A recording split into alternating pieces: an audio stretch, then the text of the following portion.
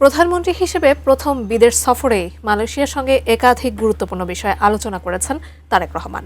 IT, শ্রমবাজার, প্রতিরক্ষা সহযোগিতা থেকে শুরু করে হালাল অর্থনীতি ও কৃত্রিম বুদ্ধিমত্তা খাতে নতুন অংশীদারত্বের পথ খুলতে সম্মত হয়েছে দুই দেশ।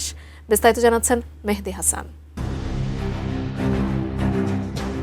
আইটি, সেমিকন্ডাক্টর, শ্রমবাজার এবং ব্যবসা বাণিজ্য সম্প্রসারণে সহযোগিতা বাড়ানোর বিষয়ে মালয়েশিয়ার সঙ্গে গুরুত্বপূর্ণ আলোচনা হয়েছে বলে জানিয়েছেন প্রধানমন্ত্রী তারেক রহমান।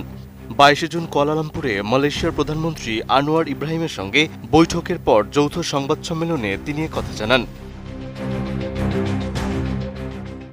তিনি বলেন, দুদেশের মধ্যে বিদ্যমান সম্পর্ককে আরও শক্তিশালী করার পাশাপাশি নতুন নতুন খাতে সহযোগিতার সুযোগ তৈরির বিষয়েও আলোচনা হয়েছে।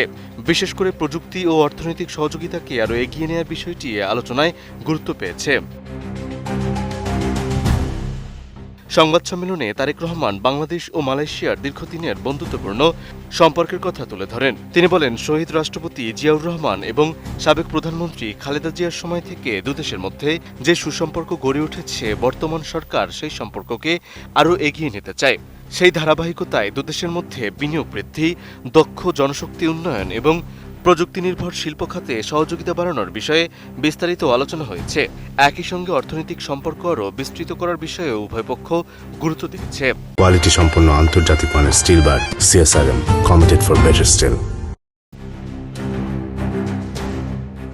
প্রধানমন্ত্রী বলেন, তথ্য প্রযুক্তি, সেমিকন্ডাক্টর এবং শ্রমবাজারে নতুন সুযোগ তৈরির বিষয়ে দুদেশের মধ্যে ইতিবাচক আলোচনা হয়েছে।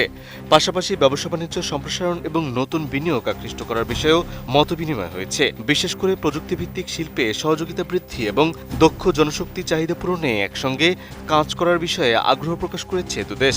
এর পাশাপাশি আলোচনায় রোহিঙ্গা সংকটের বিষয়টিও গুরুত্ব পেয়েছে। তিনি জানান, বাংলাদেশে আশ্রয় নেয়া রোহিঙ্গাদের কারণে তৈরি হওয়া মানবিক ও নিরাপত্তাজনিত চাপের বিষয়টি মালয়েশিয়ার কাছে তুলে ধরা হয়েছে। একই সঙ্গে সংকটের স্থায়ী সমাধানে আন্তর্জাতিক জনমত গড়ে তুলতে কুয়ালালামপুরের সহযোগিতাও চেয়েছে ঢাকা। অর্থনৈতিক ও প্রযুক্তিগত সহযোগিতার পাশাপাশি প্রতিরক্ষা সম্পর্ক আরও শক্তিশালী করার বিষয়েও গুরুত্বপূর্ণ সিদ্ধান্ত হয়েছে। বৈঠকের পর প্রকাশিত যৌথ বিবৃতিতে প্রতিরক্ষা সহযোগিতা জোরদার, যৌথ প্রতিরক্ষা রোডম্যাপ প্রণয়ন এবং যৌথ প্রতিরক্ষা সহযোগিতা কমিটি গঠনের বিষয়ে সম্মতির কথা জানানো হয়। এছাড়া সামরিক প্রশিক্ষণ, প্রতিরক্ষা শিল্পে অংশীদারিত্ব এবং জাতিসংঘ শান্তিরক্ষা মিশনে সহযোগিতা বাড়ানোর বিষয়েও একমত হয়েছে দুদেশ। একই সঙ্গে দুদেশের সামরিক প্রশিক্ষণ প্রতিষ্ঠানগুলোর মধ্যে সহযোগিতা বাড়ানোর বিষয়টিও আলোচনায় এসেছে। এছাড়া হালাল ইকোসিস্টেম উন্নয়ন, সাইবার নিরাপত্তা, কৃত্রিম বুদ্ধিমত্তা, ফিটনেক এবং ডিজিটাল গভর্নেন্সের মতো নতুন খাতে সহযোগিতা বাড়ানোর সিদ্ধান্ত নেওয়া হয়েছে। বাংলাদেশের প্রযুক্তি পার্ক, ডিজিটাল অবকাঠামো এবং বিশেষ অর্থনৈতিক অঞ্চলে মালয়েশিয়ার বিনিয়োগ বাড়ানোর আহ্বান জানানো হয়েছে। মেহেদী হাসান, ATN নিউজ।